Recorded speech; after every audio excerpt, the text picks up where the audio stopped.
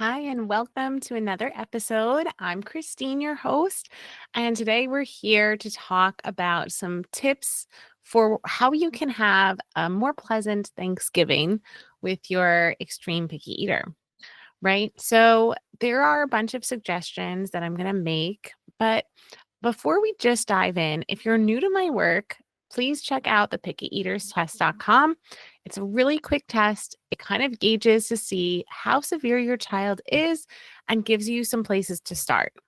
I also have, um, I don't know how long I'll be able to do it, but right now my schedule does allow for me to have a few one-to-one meetings. So if you are unsure if our Unlocking Mealtimes program is a good fit for your needs, you can schedule a call so we can go over what your needs are and if the program would be a good fit.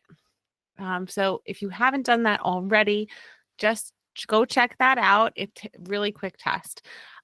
So I've talked about this many different times.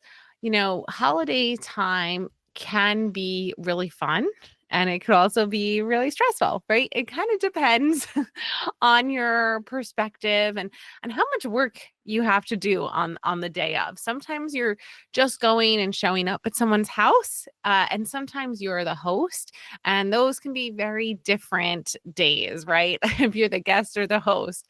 Um, and then, to throw on top of it, a child who isn't really eating much food. Right. So it can be a bit of a stressful time. So my first suggestion is that, we really don't want to make the holiday about the picky eating, right? So my first thing is just to have some realistic expectations. So it's not really a good time to, that's not a good day to target picky eating type stuff. It's really about family giving thanks, and it's just not a good day to fight with your kids about food, right? So we're not going to fix picky eating on the day of Thanksgiving. Um, if you can define success maybe a little bit differently, even just for that day, I think that would be really helpful. Success might be that there's a lot of foods and smells, and if that's something that normally your kid would not be able to tolerate, and they are able to come into the room and be, even present with the food for any length of time, like, I think that could be a win. You have to sort of know your kids and what they're where they're at to know, if they can go to that next step. But assuming that they're going to jump all the way to joining in and eating isn't like a great, really realistic expectation for that day. And I just don't want you to feel like the day is ruined because of it, or that it wasn't a success because they didn't eat what grandma made or your aunt or the famous casserole or whatever. So the number one is we're going to set some realistic expectations. Number two, creating as safe and comfortable an environment as possible. And of course, if you know your child's sensory profile, that is going to be a little bit easier because if you know that lots of sound and commotion maybe can start the downward spiral for your child, maybe getting some headphones, or making sure that there's a room or a place where your child can go take a break for a little bit, might really make that day go much smoother. That's why it's so important to know your child's sensory profile, which is something we do as part of our program. Parents learn exactly what their child's profile is across the 8 sensory systems that feeding is affected by. So, knowing that and making preparations for that of as as safe and comfortable as you can make them. It'll definitely make the day go by much easier. But some sort of safe zone, even if it's not at your house, maybe you could just ahead of time be like, hey, is there just like a spare bedroom where so and so can just chill out if he needs a break for a few minutes, get super overwhelmed with like lots of different people. And a lot of people get overwhelmed with a lot of people. I can tell you, even in our family, a lot of times you'll just see somebody go outside for a few minutes. An adult, a completely normal adult. Everybody gets a little bit overstimulated sometimes. So it's not unusual that a child might need a little bit of a break, right? It's also a day where they might be getting, extra attention from people or extra candy, right? Those little chocolate turkeys. People just love to hand out candy to kids, which just gets them amped up, hyped up. And, sometimes they just get a little overstimulated, a little too much sugar, and they might need a little bit of a break, right? So setting that up ahead of time could really be very helpful. Okay. Number 3. Now, this you can start doing right away is introducing new foods before the holiday, right? So if you're going to be having stuffing, it might be a good idea to, have that in the house, put it on the table, maybe on their plate, depending on where your child is at, what level they're at with food ahead of time. So it's not like the first time they're seeing it is on Thanksgiving. It's something that you could talk about, that they're getting used to, that, even I love to talk about the history of the foods. We read lots of books about, how the pilgrims came to America and, we read stories that contain those foods. And then to see them on the table is like making that connection, right? And we've talked before about books. I do have a blog post with a list of all different books by age about foods, which is really cool. Um, but you could even do things like a little bingo card. Like, what do you think? What foods do you think is going to be at Thanksgiving this year? These are the foods that we talked about in the book. Let's put them on a bingo card. And when you see them at the party, you can mark them off. And I don't know if you get like bingo or whatever, maybe they get like a prize. And it's not related necessarily to them eating the food or doing anything. It's just a fun game that happens to revolve around food. Okay. So, so far we have setting realistic expectations, creating a safe, comfortable environment, introducing food before Thanksgiving. And then, so number 4, we have serving familiar foods alongside new ones. So this is something we talk about all the time, but we want to serve their preferred foods on the table, on the plate, right? They're not going to come to the table. They're not going to sit down if they don't recognize any of the food, if everything's new. So make sure, even if you're going someplace that doesn't have maybe some of their favorites, just to make the day go by a little bit smoother, maybe having some of their preferred foods that you take with them. If you have a very severe, fearful eater, you are probably already doing that because you know that they're not going to tolerate any of those other foods, right? But it definitely will make the meal go a little bit easier and smoother if you bring some of their preferreds.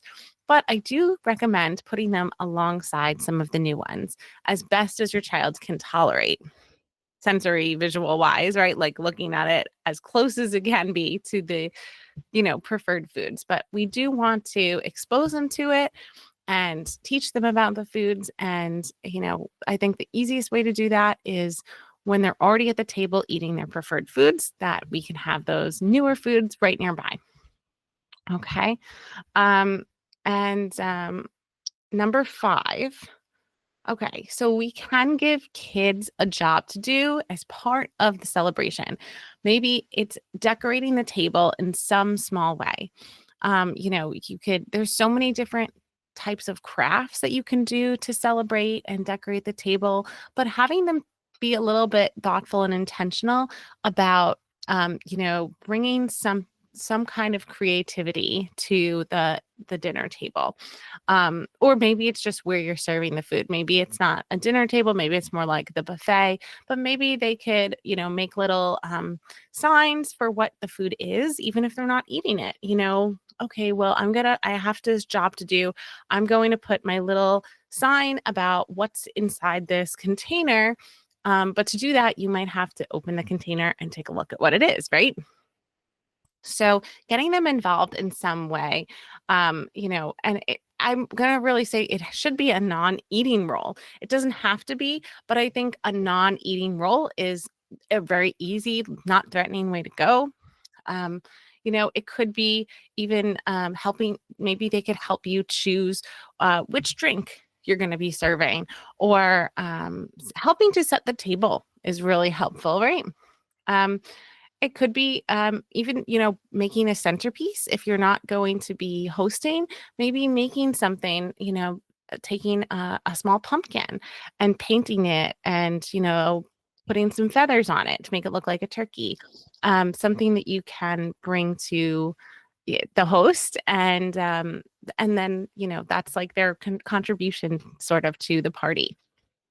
Um, and kids really, I think, love to be creative and they get a really big kick out of people, getting excited about what they made, right? So that's just a great opportunity for the family to, comment on something positive that they've done, with a little bit of food, right? So I like using those mini pumpkins or mini gourds to make something for the table. Okay, number 6, using positive language and non-food rewards. So we don't want to be saying, well, if you take a bite of this turkey, then you're going to be getting, this cookie at the end, right? We talk about doing the bribes and things like that as a big no-no when it comes to meal times anyway, right? But especially, it's going to be a lot of people are probably going to be saying things like that, especially at parties when there's a lot of older people, more old school there that are going to be saying, well, like, why don't you just do this and then I'll give you this, right? So, you know, instead we could try to frame it as, it's okay if he doesn't want to eat it. I'm just really happy that you're sitting with us. So trying to find the positive in whatever they're doing and taking the pressure off with the you do this and then you get this type of a balancing act, I'll call it. So remember, try to do like a non-food reward. Okay. Number 7, last one is have a plan for after the meal, right? So you've just had the party, lots of people, lots of different foods. It could be super overwhelming between the smells, the people getting in their personal spaces, the, having to look at the new foods, constant noise and chatter. It might be a good idea to have something that they can look forward to after the meal or the day is done. Maybe it's a movie, in the dark, and it's just a very relaxed atmosphere when they get home.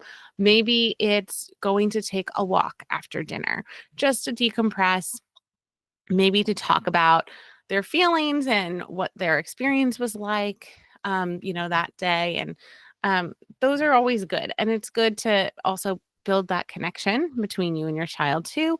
And it helps build that trust, like, okay, remember mommy didn't make you eat anything or daddy didn't make you, eat any foods that you weren't comfortable with.